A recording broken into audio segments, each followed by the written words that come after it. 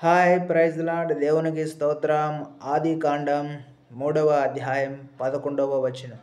అందుకు ఆయన, నీవు దిగంబరివని నీకు తెలిపిన వాడెవడు?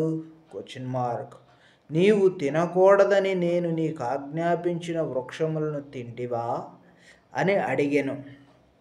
ప్రియమైన దేవుని బిడ్డ, ఇవి దేవుని నోటితో పలికి చేవ్రాత చేత వ్రాసి నీ చిన్ని హృదయానికి అందించిన దేవుని మాటలు. ఆమేన్. ఇందును బట్టి దేవునికి స్తోత్ర ఘనత మహిమలకు కలుగును గాక.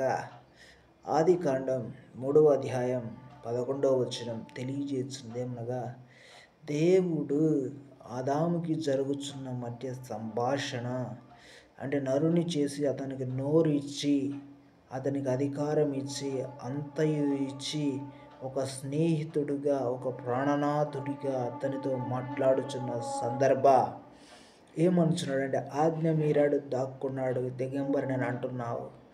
ఓ ఆదామా, నీవు దిగంబరువని నీకు తెలిపినవాడు ఎవడు?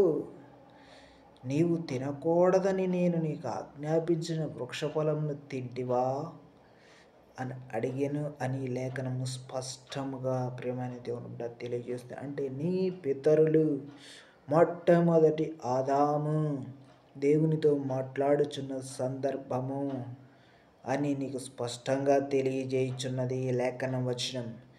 అయ్యో, నువ్వు దిగంబరు అని నీకు తెలిపినవాడు ఎవడు?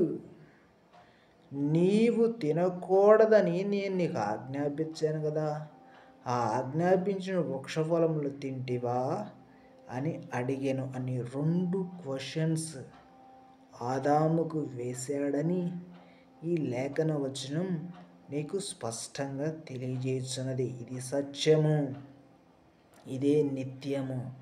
ఆయన మాట్లాడే దేవుడు, ప్రశ్న అడిగే హక్కు ఆయనకి ఉన్నది, ఆజ్ఞ ఇచ్చే హక్కు ఆయనకే ఉన్నది, ఆజ్ఞ మీరిన తర్వాత శిక్షించే హక్కు ఆయనకే ఉన్నది.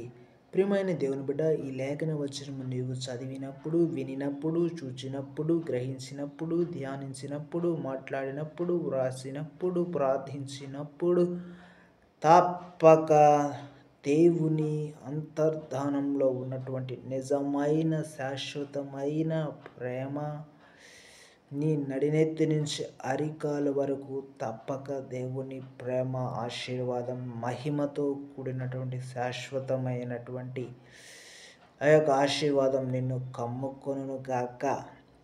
ఇటువంటి లేఖన వచనం దేవుని అందించడం ద్వారా, నేను ధ్యానించడం ద్వారా ఇచ్చిన సమయాన్ని బట్టి ఆమేన్.